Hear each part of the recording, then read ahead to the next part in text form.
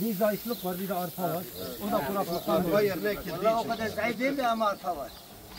2025 mahsulü ilk buğdayımız bugün geldi. Geçen haftada cumartesi günü arpamız gelmişti.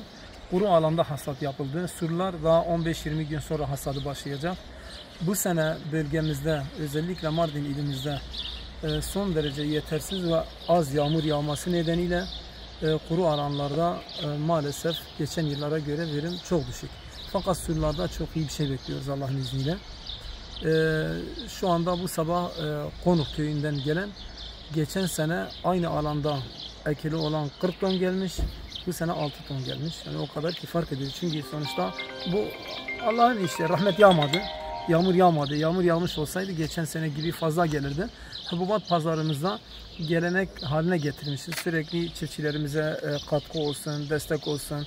Onlara verdiğimiz veli nimetimiz bir değer olarak İlk ürün geldiği zaman fiyatının çok üzerinde, bazen %20, bazen %30 yüksek fiyat veriyoruz. Bugün de 14 Mayıs Dünya Çiftçiler Günü'ydü. Bu buğday normalde zayıf olması hasebiyle normalde kendi değerine göre satılmış olsaydı 11 ile 12 bin liraydı. Ama biz 17 bin liradan genç zahirecimiz Musa İliş kardeşimiz aldı. Artık yavaş yavaş gençleri yetiştiriyoruz. Gençlere bu mesleğe devretmek için altyapılarını da oluşturuyoruz. Bugün de genç zahirecimiz böyle bir fiyat verdi. Memleketimize, hepimize, tarım sektörümüze hayırlı uğurlu olsun.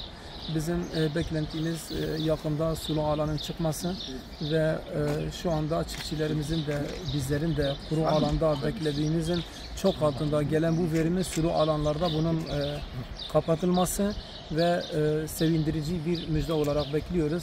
Allah'tan herhangi bir afet, bir tufan olmasa yani sulularda iyi bir beklenti içerisindeyiz.